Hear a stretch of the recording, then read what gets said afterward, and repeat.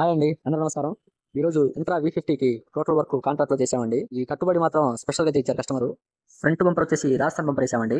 పైన క్యారేజ్ వచ్చేసి పైపులు వాడకుండా యాంగ్లర్‌తో చేసాం. పైపు కంటే కూడా ఈ యాంగ్లర్ కట్టుబడి బాగా స్టాండర్డ్ ఉంటుందండి. సైడ్ టూల్ బాక్స్ ఒకటి వేసామండి. బ్యాక్ సైడ్ డోర్ వర్క్ చేసి డోర్ రాడ్ వేసామండి. డోర్ హైట్ కూడా 5 అంగుళాలు పెంచామండి. క్యాబిన్ వెనకమాల ఫుల్ రేక్ వేసామండి. బండికి వాడిన అడ్డబద్దలు వచ్చేసి 2 అంగుళాల బద్దలండి. బండికి వాడిన యాంగ్లర్లు వచ్చేసి 1.5 యాంగ్లర్లు అండి. హెవీ యాంగ్లర్లు. ఈ బండి వచ్చేసి మార్నింగ్ వచ్చిందండి. సాయంత్రం కల్లా కట్టుబడి అయిపోయింది. కావాలంటే ఇదే రోజు బండి డెలివరీ చేస్తామన్నామండి.